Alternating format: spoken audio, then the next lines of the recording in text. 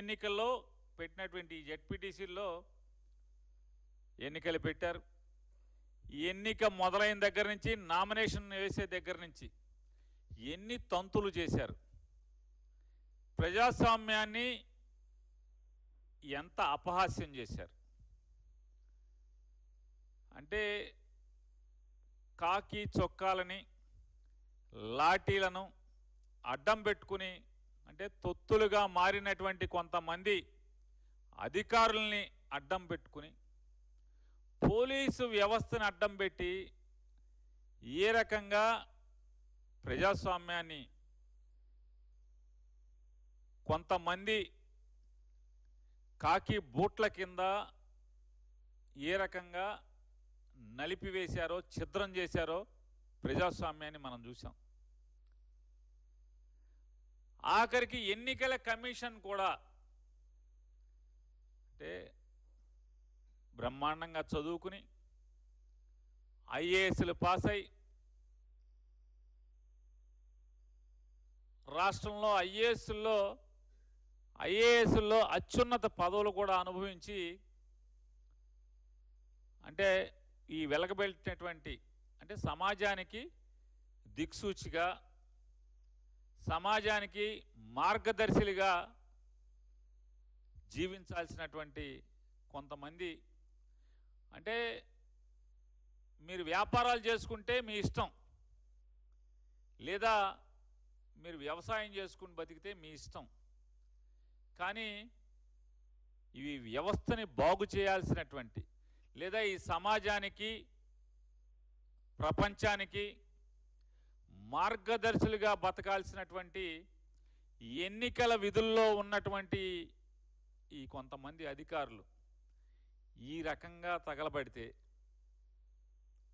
అసలు ప్రజాస్వామ్యాన్ని ఏం చేద్దామని వీళ్ళు ఈ రాష్ట్రానికి, ఈ దేశానికి, ప్రపంచానికి, ప్రపంచంలో భారతదేశంలో ప్రజాస్వామ్యం చాలా గొప్పగా విరాజిల్లుతుంది, ఎన్నికలు ప్రజాస్వామ్యబద్ధంగా జరుగుతాయని మనందరం కూడా జబ్బలు జరుచుకుంటూ ఉంటాం బయట మిగతా దేశాలతో పోలుస్తూ. ఇదివరకు బీహార్ని, ఇంకొక రాష్ట్రాన్ని వేలుపెట్టి చూపించి అందరం మాట్లాడేవాళ్ళు పాత రోజుల్లో. అక్కడ ఎన్నికలు జరగవు సరిగ్గా, ప్రజాస్వామ్యం బతకదు, తుపాకీ రాజ్యం నడుస్తుంది, కాకీల క్రీనీడలో ప్రజాస్వామ్యం అక్కడ బతికే పరిస్థితి లేదు అనేటువంటి అనేక పుంకాలుగా మనకు నీతులు చెప్పేటువంటి పేపర్లు రాశాయి. కానీ వాళ్ళ చూసాం ఎన్నికల్ని ఏ రకంగా అపహాస్యం చేస్తూ వస్తూ. అసలు ఓటర్ అనేవాడు ఎవరైతే పులివెందుల రూరల్ మండలంలో ఉన్నటువంటి 5 గ్రామాల్లో ఓటర్ అంటే ఓటు హక్కు కలిగినటువంటి ఓటరు పోలింగ్ స్టేషన్కి వెళ్లకుండా ఎన్నికల ప్రక్రియ పూర్తి చేస్తారు. అసలు డ్రామా ఎంత అంటే స్క్రిప్ట్ అదొక సినిమా డైరెక్టర్ గారు రాస్తే ఎలా అయితే షూటింగు, సీక్వెల్స్, ఎడిటింగ్లు ఎలా చేస్తారో జాగ్రత్తగా అదే రకంగా మళ్ళీ 2 చిన్న గ్రామాలను తీసుకుని రీఎలక్షన్ అంటే మళ్ళీ ఎన్నిక జరుపుతామని చెప్తారు. ఈ తంతు చూసి వాళ్ళ నిన్న జగన్మోహన్ రెడ్డి గారు మీడియా ద్వారా ఈ సమాజాన్ని సర్వనాశనం చేస్తున్నటువంటి, ప్రజాస్వామ్యాన్ని కూనీ చేస్తున్నటువంటి నారా చంద్రబాబు నాయుడు ప్రభుత్వానికి, అంటే ఆ ఎన్నికల్లో ఏం జరిగిందో రాష్ట్ర ప్రజానికానికి కళ్ళ కట్టినట్టు ఆధారాలతో సహా చూపిస్తూ ఆయన ఈ ప్రభుత్వాన్ని నాకు ఈ సమాధానం చెప్పండి అని ఛాలెంజ్ చేశారు. ఆ ఛాలెంజ్లేట్లకి సమాధానం చెప్పకుండా దాంట్లో ఆయన చెప్పారు, జగన్మోహన్ రెడ్డి గారు, ఎస్ మేము న్యాయస్థానాన్ని ఆశ్రయిస్తున్నాం ఈ ఎన్నికల మీద, మరీ ప్రత్యేకించి పులివెందుల జెడ్పీటీసీ అలాగే ఒంటిమిట్ట జెడ్పీటీసీ ఈ 2 ఎన్నికల మీద మేము న్యాయస్థానాన్ని న్యాయం కోసం అర్థించడానికి వెళ్తున్నాం, కోర్టు మెట్లెక్కబోతున్నాం అని చెప్పి ఆయన నిన్న చెప్పారు.